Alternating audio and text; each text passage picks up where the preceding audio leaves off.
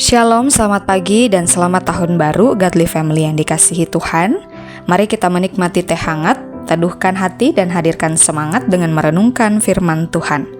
Renungan teh hangat hari ini terambil dari Efesus 4 ayat 17-32, demikian bunyinya. Sebab itu kukatakan dan kutegaskan ini kepadamu di dalam Tuhan, jangan hidup lagi sama seperti orang-orang yang tidak mengenal Allah dengan pikirannya yang sia-sia dan pengertiannya yang gelap, jauh dari hidup persekutuan dengan Allah karena kebodohan yang ada di dalam mereka dan karena kedegilan hati mereka. Perasaan mereka telah tumpul sehingga mereka menyerahkan diri kepada hawa nafsu dan mengerjakan dengan serakah segala macam kecemaran. Tetapi kamu bukan demikian. Kamu telah belajar mengenal Kristus. Karena kamu telah mendengar tentang Dia dan menerima pengajaran di dalam Dia menurut kebenaran yang nyata dalam Yesus, yaitu bahwa kamu berhubung dengan kehidupan kamu yang dahulu harus menanggalkan manusia lama yang menemui kebinasaannya oleh nafsunya yang menyesatkan, supaya kamu dibaharui di dalam roh dan pikiranmu dan mengenakan manusia baru yang telah diciptakan menurut kehendak Allah di dalam kebenaran dan kekudusan yang sesungguhnya. Karena itu, buanglah dusta dan berkatalah benar seorang kepada yang lain, karena kita adalah sesama anggota. Apabila kamu menjadi marah, janganlah kamu berbuat dosa. Janganlah matahari terbenam sebelum padam amarahmu, dan janganlah beri kesempatan kepada iblis. Orang yang mencuri, janganlah ia mencuri lagi, tetapi baiklah ia bekerja keras dan melakukan pekerjaan yang baik dengan tangannya sendiri, supaya ia dapat membagikan sesuatu kepada orang yang berkekurangan. Janganlah ada perkataan kotor keluar dari mulutmu, tetapi pakailah perkataan yang baik untuk membangun di mana perlu, supaya mereka yang mendengarnya beroleh kasih karunia. Dan janganlah kamu mendukakan Roh Kudus Allah yang telah memeteraikan kamu menjelang hari penyelamatan. Segala kepahitan, kegeraman, kemarahan, pertikaian, dan fitnah hendaklah dibuang dari antara kamu, demikian pula segala kejahatan. Tetapi hendaklah kamu ramah seorang terhadap yang lain, penuh kasih mesra, dan saling mengampuni sebagaimana Allah di dalam Kristus telah mengampuni kamu. Godly Family yang dikasihi Tuhan, tahun baru adalah waktu yang penuh dengan harapan dan janji baru. Dan kita seringkali membuat resolusi dan merencanakan perubahan dalam hidup. Tetapi kita perlu mengingat bahwa perubahan sejati tidak dapat tercapai hanya dengan usaha kita sendiri. Hanya melalui Injil dan karya Kristus di salib, kita bisa mengalami pembaruan hidup yang sejati.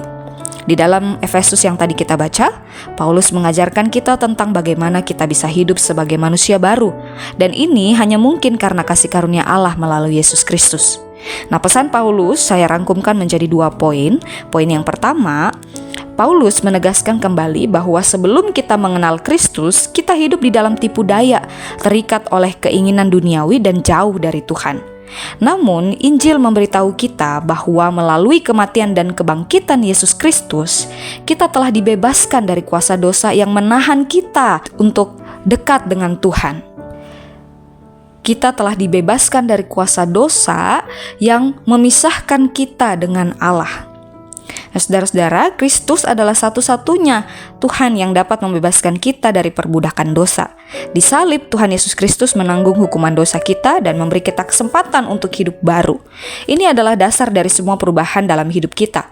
Bukan karena usaha atau kekuatan kita sendiri, atau karena rencana kita, atau karena resolusi kita, tetapi karena pekerjaan penyelamatan yang dikerjakan oleh Yesus Kristus yang sempurna itu. Nah, oleh karena itu, kita dipanggil untuk menanggalkan kehidupan lama kita yang penuh dengan dosa dan keinginan dunia, karena kita telah dibeli dengan harga yang sangat mahal, yaitu darah Kristus. Poin yang kedua, Paulus melanjutkan dengan mengajarkan kita untuk mengenakan hidup yang baru yang telah diciptakan di dalam Kristus. Kehidupan baru ini tidak datang dari usaha kita untuk menjadi lebih baik, tetapi karena Kristus yang telah mengubahkan hidup kita. Ketika kita percaya kepadanya, Roh Kudus datang di dalam kehidupan kita dan membarui hati kita, memungkinkan kita untuk hidup sesuai dengan kehendak Allah. Injil adalah pusat dari perubahan kita.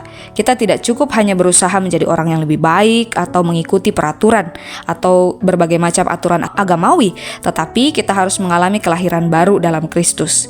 Nah, inilah inti dari kehidupan Kristen yang sesungguhnya, berjalan dalam kasih karunia dan kebenaran yang telah diberikan oleh Yesus Kristus. Kehidupan baru kita dimulai ketika kita menerima Kristus sebagai juru selamat, dan dari sana kita diberdayakan untuk hidup menurut panggilannya. Nah, melalui renungan hari ini ada 2 pertanyaan yang perlu kita renungkan sepanjang hari ini, bahkan sepanjang waktu. Yang pertama adalah, apakah kita masih terikat pada kebiasaan lama yang tidak sejalan dengan firman Tuhan? Apa itu? Lalu yang kedua, apakah kita siap untuk meninggalkan kebiasaan lama itu agar hidup kita semakin serupa dengan Kristus? Mari kita sama-sama renungkan pertanyaan itu sepanjang hari ini dalam kehidupan kita. Mari kita berdoa. Bapa di sorga, kami bersyukur atas karya-Mu di dalam Yesus Kristus.